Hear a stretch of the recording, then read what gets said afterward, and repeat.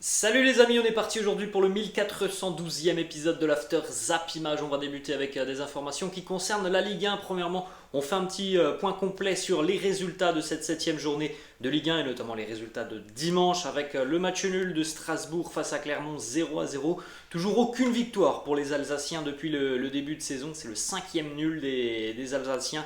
Il manque un petit peu d'efficacité offensivement. Victoire pour Nice, 1-0 à Ajaccio. Victoire d'Angers, 2-1 face à Montpellier. La victoire de Lorient, 3-2 face à Nantes. Victoire aussi pour Toulouse, 1-0 face à Reims. Victoire pour le Stade Rennais, 5-0 face à la JOCR. Et enfin aussi, victoire dans la soirée pour l'AS Monaco face à l'Olympique Lyonnais sur le score de 2-1. On regarde un petit peu ce qui s'est passé sur ces différentes pelouses. La victoire du TFC, 1-0 face à Reims. Un but côté toulousain signé Zakaria Boukal à la 31e minute. Dans un match globalement dominé par les Toulousains et qui d'ailleurs font une bonne opération comptable au niveau du classement. Ces deux équipes qui à mon avis vont jouer la lutte pour le maintien. Donc une bonne opération pour les Violets hier. Du côté d'Angers, c'est une victoire qui va faire du bien au SCO. Victoire 2-1 hier face à Montpellier. Les Montpelliérains vont ouvert le score grâce à Nordin, égalisation d'Adrien Hunou. Et puis le deuxième but en juin signé Sofiane Bouffal à la 69e minute. C'est la première victoire du SCO cette saison. Les hommes de Gérald Baticle, qui sont pourtant en difficulté depuis le début d'année, ont réussi à relever la tête hier. Ça va peut-être faire du bien justement moralement aux Angevins qui ont encaissé déjà beaucoup de buts depuis le début de saison et qui cherchaient cette première victoire. On poursuit avec le résultat du FC Lorient qui s'impose de nouveau. 9 points sur 9 cette semaine pour les Lorientais depuis le week-end dernier. 3 victoires en 3 matchs. Victoire 3-2 hier face à Nantes avec notamment un but de Ouattara, un but pour Kathleen, un but aussi pour Koné côté nantais. Ignatius Ganago et Moses Simon. Le FC Lorient qui fait un début de saison exceptionnel. On va regarder dans quelques instants les amis le classement. Regardez aussi les prestations du jeune Dango Ouattara. Très intéressant, il est très vif le jeune Dango Ouattara, il est très intelligent. C'est un garçon qui est assez complet sur le front de l'attaque. Regardez les 4 derniers matchs de Dango Ouattara, c'est doublé de passe D face à Lens, un but face à Ajaccio, un but, une passe D face à Lyon en milieu de semaine, un but, une passe D hier face à Nantes. Bravo aux jeunes burkinabés et bravo au FC Lorient qui fait un début de saison incroyable. On continue les amis du côté de François Coty à Ajaccio. L'ACA a de nouveau été battu hier à domicile 1-0 par l'OGC Nice. Buteur lors de cette rencontre, Andy Delors en seconde mi-temps. D'ailleurs pour ceux qui n'ont peut-être pas vu ce but, n'hésitez pas à aller retrouver le but d'Andy Delors, vous pouvez le retrouver évidemment sur YouTube. Retourné acrobatique après un contrôle de la poitrine de l'attaquant algérien, il est magnifique le but d'Andy Delors qui nous a d'ailleurs laissé cette petite déclaration: dès que le ballon arrive, je sais que je vais tenter le retourner. Dans les tribunes, mon fils avait le maillot de la CA, mais il était content. Je crois qu'il préfère son papa. Pour rappel, les amis, Andy Delors a déjà évolué du côté de la CA Ajaccio. C'était il y a une dizaine d'années. Donc c'est un club qu'il apprécie énormément et le fiston apprécie aussi énormément la C Ajaccio. Des déclarations maintenant de l'entraîneur azuréen Lucien Favre qui a notamment apprécié l'entrée en jeu de Ross Barclay. Il nous dit qu'il est bien rentré, l'intelligence de jeu, tir du gauche sur le poteau. Il a joué 9,5, faux attaquant, il peut jouer plusieurs positions, ce qui nous arrange. Je suis très satisfait, il a joué une demi-heure, ce n'est pas beaucoup, mais il n'a pas beaucoup joué la saison passée. Il s'est quand même entraîné avec Chelsea, il est en partie prêt, mais pas encore à 100%. Loin de là, il a encore besoin de semaines d'entraînement pour prétendre à jouer 90 minutes, mais on a vu que c'était un bon footballeur. La déclat de Lucien Favre sur le match globalement, toujours un petit peu timide, les Niçois tout de même offensivement. Il nous dit c'était très dur en première mi-temps, les 30 premières minutes étaient très dures. Les 15 dernières c'était pas mal avec quelques occasions. En deuxième mi-temps on a plus d'occasions. Dans l'ensemble c'était mieux. La victoire c'était important, on se l'était dit avant le match, il fallait absolument gagner ici. C'est chose faite pour l'OGC Nice, même si évidemment on attend du mieux quand même encore côté niçois. Regardez un petit peu les amis les stats de la C Ajaccio sur les 7 premières journées de Ligue 1, c'est un petit point pris par les Corses évidemment, que la saison va être compliquée pour les hommes d'Olivier Pantaloni, surtout qu'offensivement c'est très léger ce que nous proposent les Corses. Déclaration d'Olivier Pantaloni qui nous dit que c'est une défaite qui fait mal. Elles font toutes mal, mais j'ai peur qu'elles pèsent sur le moral des joueurs. J'ai essayé de les remobiliser dans le vestiaire face à une équipe qui joue la Coupe d'Europe. Je n'ai pas eu le sentiment d'être dominé. C'est vrai que la CA n'est pas forcément dominé sur cette rencontre, mais ça manque de poids offensivement côté Corse. On continue les amis du côté du Roison Park où le Stade Rennais a repris ses bonnes habitudes de la saison passée. 5 buts inscrits par les Bretons hier face à la JOCR. Souleymanas, Gouiri, Terrier, Flavien Tay et Mathis Ablin, son premier but d'ailleurs, Mathis Ablin à la 85e minute dans un match où les Bretons ont été d'une efficacité chirurgicale. C'était parfois le défaut du Stade Rennais sur certaines rencontres la saison passée. Hier, il n'y a pas eu énormément d'occasions côté breton, mais elles ont quasiment toutes terminées au fond des filets. A noter que Steve Mandanda a délivré hier une passe décisive. C'est la première fois de sa carrière que Steve Mandanda délivre une passe décisive. Quelques stats aussi du côté rennais en ce qui concerne Amine Gouiri. Il a mis fin hier à une série de 20 matchs et de 36 tirs sans marquer en Ligue 1. On sait qu'il avait traversé avec l'OGC Nice des moments hyper compliqués sur les derniers mois. Voilà, deuxième match avec le Stade Rennais et il est déjà buteur. Il a d'ailleurs aussi délivré une passe décisive hier à Amine Gouiri qui nous dit: ce but m'a fait énormément de bien. J'avais à cœur de bien commencer ici, buteur et passeur décisif pour sa première au Roison Park. La déclaration de Bruno Genesio qui nous dit: le score final est très bien payé pour nous. On mérite de gagner, mais peut-être pas avec un tel écart. On a été très efficace ce soir. C'est plutôt bon signe. Tant mieux pour les Bretons. L'efficacité était présente hier face à une équipe de la JOCR qui doit aussi apprendre à beaucoup mieux gérer ses débuts de match. La GIA a encaissé déjà 3 buts depuis le début de saison. Dans les 10 premières minutes d'une rencontre, évidemment, c'est compliqué de démarrer une rencontre quand tu démarres tout de suite en étant derrière au niveau du tableau d'affichage. Mauvaise nouvelle tout de même côté rennais hier. Baptiste Santamaria qui a dû être remplacé à la 12e minute. Visiblement, c'est assez sérieux pour Baptiste Santamaria au niveau de la cheville. Donc on va attendre le diagnostic exact, mais déjà du côté rennais, hier on envisageait de recruter un joker médical. On poursuit les amis du côté de Louis II. L'AS Monaco recevait l'Olympique lyonnais. Victoire pour l'ASM 2-1. Benoît Badiachil et Maripane, deux hommes du secteur défensif de l'ASM qui marquent hier. Réduction de la marque en fin de rencontre signée Karl Toko et Cambi. Encore une fois, l'OL beaucoup trop fébrile défensivement, notamment sur les coups de pied arrêtés qui ont pénalisé les Goons hier. Et puis voilà, ça manque encore une fois un petit peu de poids offensivement côté lyonnais. Regardez le message qu'a posté Jean-Michel Aulas sur les réseaux sociaux, puisque déjà la colère commence à émerger du côté des supporters lyonnais. On est sur 2 défaites là en 3 jours face à Lorient et face à Monaco, surtout que le calendrier va être très compliqué pour les Goons sur les prochaines semaines. Ils vont affronter que des cadors du championnat et on voit déjà que là l'OL commence à avoir plus de difficultés par rapport au début de saison. Voilà le message qu'a laissé Jean-Michel Aulas sur les réseaux sociaux avec les statistiques de cette rencontre. Et il nous dit: c'est révélateur ou pas, ce sont les ingrédients de demain, soyons tous derrière Alex Coco et le groupe. On aura une très bonne surprise dimanche prochain. Les amis, dimanche prochain, c'est Lyon-PSG au Groupama Stadium de Lyon. Voilà, si l'OL n'élève pas son niveau, ça peut faire très mal face au Paris Saint-Germain, parce que malgré ces statistiques, on a tout de même vraiment une équipe qui paraît parfois un petit peu trop fébrile du côté de l'OL. Peter Bosz interrogé en conférence de presse: est-ce qu'il est sous pression? Est-ce qu'il est menacé? Si je suis sous pression? Non, pas du tout. Pourquoi je serais sous pression? Je sais qu'on vient de perdre 2 matchs de suite, ça peut arriver. Monaco est une bonne équipe, mais on était meilleur qu'eux. Bon, je pense qu'on ne peut pas se contenter de ce que l'on a vu de la part de l'OL hier. Oui, il y a eu du mieux par rapport au match de Lorient en milieu de semaine, mais ça reste tout de même très léger ce que nous proposent les Goons.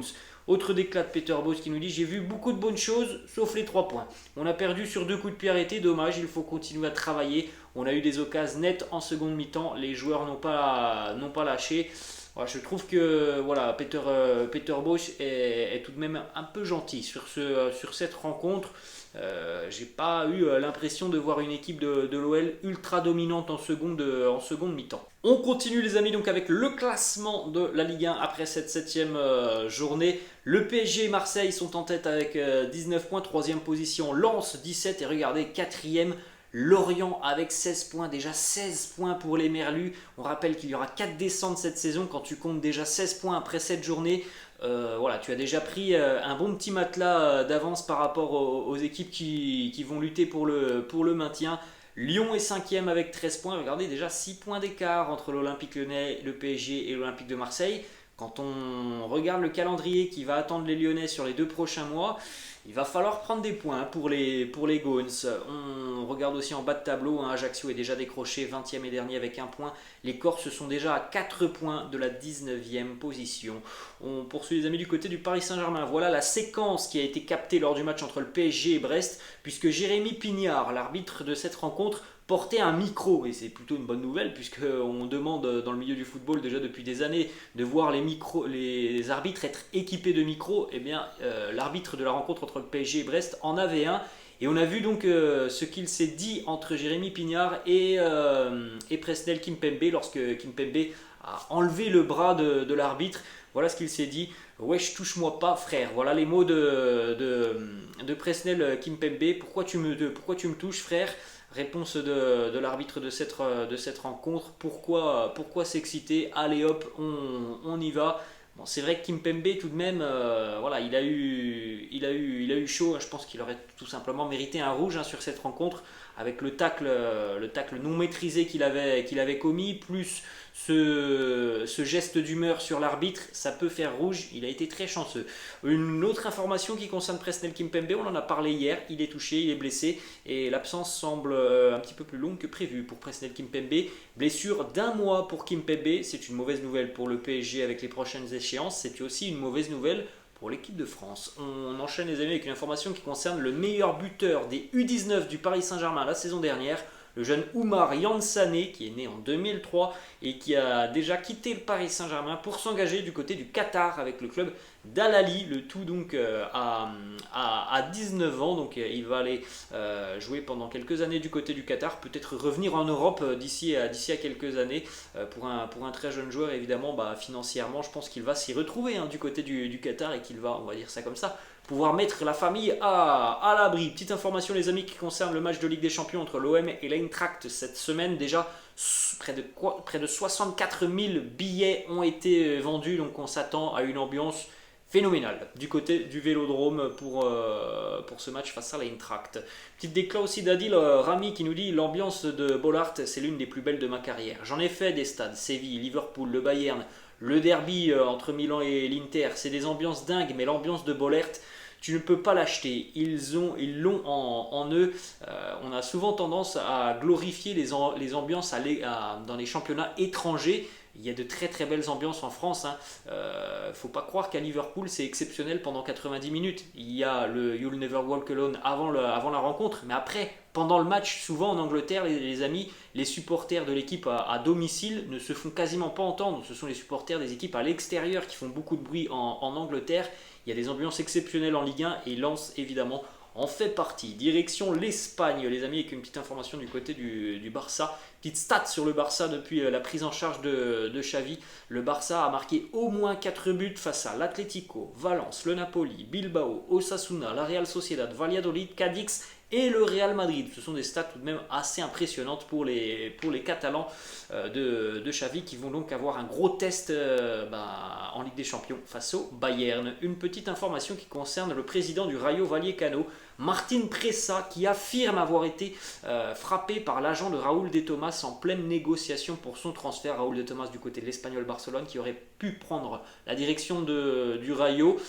Visiblement, il aurait reçu un coup de tête complètement inattendu. Voilà les mots du président du Rayo Vallecano. Il nous dit: c'est l'action d'un criminel, une action très lâche. Le pourquoi du comment, on n'a pas forcément les informations. Visiblement, l'agent de Raúl de Tomás a mis un coup de tête au président du Rayo Vallecano. Direction le Real les amis, victoire pour les merengues hier, 4-1 face à Mallorca. Fede Valverde, Vinicius, Rodrigo et Rudiger qui ont marqué côté madrilène. C'est Muriqui qui avait ouvert le score pour Mallorca. Seul un club en Europe dans le top 5 des championnats européens a remporté tous ces matchs depuis le début de saison. C'est le Real Madrid de Carlo Ancelotti, qui réalise un sans faute en Liga, mais aussi en Ligue des Champions, plus la victoire, on rappelle, face à l'Eintracht Francfort en Super Coupe d'Europe. Bref, le début de saison du Real Madrid est parfait. Vinicius qui a marqué hier son 5e but sur ses 5 derniers matchs avec le Real. C'est la meilleure série de sa carrière depuis qu'il est chez les Merengues. Un but, une passe D face au Celta, un but face à l'Espagnol, un but face au Betis, un but face au Celtic, un but face à Mallorca. Hier, une petite déclat de Carlo Ancelotti sur les nombreux dribbles de Vinicius hier qui peuvent parfois énerver les adversaires. Il nous dit: je comprends que les adversaires de Vini soient frustrés. Il dribble, il essaye toujours encore et encore, mais avec un petit peu plus d'expérience, il va comprendre comment gérer ce genre de situation. C'est vrai que parfois il n'est pas opportun et intelligent de la part de Vinicius de dribbler. Après, ça fait partie de lui, mais il y a parfois d'autres choix à faire que le dribble. Ensuite, petite image du but de Rodrigo. Alors là aussi, n'hésitez pas à aller retrouver ce but, les amis, sur YouTube. Il a mis un but tout simplement hier digne de Maradona, digne de Lionel Messi. Il est parti tout seul depuis le milieu de terrain. Il a dribblé 3-4 joueurs de Mallorca. Il est venu terminer dans la surface de réparation. Un but splendide pour le Brésilien. Quelques stats d'ailleurs sur Rodrigo. 9 des 22 buts de Rodrigo avec le Real Madrid ont été inscrits à partir de la 80e minute. 15 de ses 22 buts ont été inscrits en seconde mi-temps et lors de ses 20 derniers matchs, il a inscrit 9 buts et délivré 5 passes D. Ce sont des stats très intéressantes pour le jeune Rodrigo. On peut parler aussi du but de Fede Valverde, celui qui a permis au Real d'égaliser juste avant la mi-temps. Magnifique le but de Fede Valverde, il a remonté tout le terrain depuis son camp pour aller envoyer un missile du pied gauche dans la lucarne de Rajkovic. N'hésitez pas non plus à retrouver ce but parce qu'il y a eu véritablement des bijoux hier du côté du Bernabeu. Petite stat sur Eden Hazard qui était titulaire hier, ça faisait 231 jours qu'Eden n'avait pas été titulaire au Real Madrid. Un match, on va dire un match mi-figue mi-raisin pour Eden Hazard, difficile de le trouver dans son poste de numéro 9, beaucoup plus actif lorsqu'il redescendait un petit peu plus bas pour combiner avec ses coéquipiers. Petite déclat de Carlo qui nous dit: il vaut mieux utiliser Rodrigo comme 9 avec Valverde plutôt que Hazard. Donc si Valverde est sur le terrain par rapport au profil du joueur, Ancelotti affirme que c'est mieux d'avoir un Rodrigo qui peut lui aussi servir de point d'ancrage. Eden Hazard en point d'ancrage, c'est beaucoup plus compliqué. On continue aussi les amis avec le premier but d'Antonio Rüdiger sous ses nouvelles couleurs, la 93e hier sur un coup franc de Toni Kroos. Rüdiger était au second poteau, il a envoyé donc une reprise de volée du pied gauche dans le but des joueurs des Baléares. On fait un petit passage par l'Angleterre, la déclaration de Thomas Tuchel qui nous dit: je suis dévasté que mon temps à Chelsea soit terminé, je suis honoré d'avoir fait partie de l'histoire de ce club et les souvenirs des 19 derniers mois auront toujours une place spéciale dans mon cœur. On a bien compris que Thomas Tuchel avait été très surpris de son éviction en milieu de semaine. On va continuer les amis du côté de l'Italie. Résultat hier pour l'Atalanta, tenu en échec par la Cremonaise, un partout. Buteur côté Atalanta, Demiral. La Cremonaise égalisera quelques minutes plus tard. La Cremonaise est un promu assez séduisant à voir sur le terrain. Ça joue vraiment plutôt bien du côté de la Cremonaise. Alors pour le moment les résultats ne sont pas forcément là. Ils ont affronté comme aussi de grosses équipes depuis le début de saison. Mais en tout cas dans le jeu c'est plutôt pas mal. Autre résultat hier du côté du Juventus Stadium, la Juve est tenue en échec par Salerne 2 partout. Côté Salerne, buteur Piatek sur penalty et Candreva. Côté turinois on était mené donc 2-0 à la mi-temps, égalisation en seconde mi-temps de Bonucci à la 93e minute. C'est Bremer aussi qui avait marqué à la 51e. Donc voilà, deux défenseurs qui marquent côté turinois. La fin de match a été complètement folle puisqu'après l'égalisation de Bonucci, il y a eu un but pour Arek Milik à la 95e. Il a retiré son maillot, il avait déjà un jaune, donc carton rouge. Le but a été refusé pour un hors-jeu qui a été revu à la VAR, un hors-jeu au millimètre près. Carton rouge côté Salerne pour Fazio et carton rouge aussi pour Cuadrado côté turinois. Carton rouge aussi pour Max Allegri, l'entraîneur de la Juventus. Fin de match complètement dingue. En tout cas, la Juve doit encore faire mieux. La première mi-temps était catastrophique de la part de la Juventus hier face à Salerne. Ça manque de poids offensivement. On a du mal tout de même à trouver le style de cette équipe de Max Allegri. Autre résultat, la Lazio s'impose 2-0 face au Hellas. Ciro Immobile et Luis Alberto, buteur hier côté lazial. Regardez aussi les stats pour Sergei Milinkovic-Savic qui est toujours du côté de la Lazio À chaque mercato, on entend parler d'un départ de Milinkovic-Savic. Il est toujours du côté de la Lazio et regardez le début de saison plutôt positif. 6 matchs en Serie A et déjà 4 passes D pour Milinkovic-Savic. On va terminer les amis du côté de l'Allemagne avec la victoire hier de l'Union Berlin. 1-0 du côté de Cologne grâce à Hubers qui marque contre son camp. L'Union qui réalise un début de saison quasi parfait. 4 victoires, 2 matchs nuls pour les joueurs de Berlin qui sont leaders de Bundesliga avec 14 points devant Fribourg, 13 points, le Bayern 12 points. Une petite information justement sur le Bayern qui réalise son plus mauvais début de saison en Bundesliga depuis 10 ans, 2011-2012.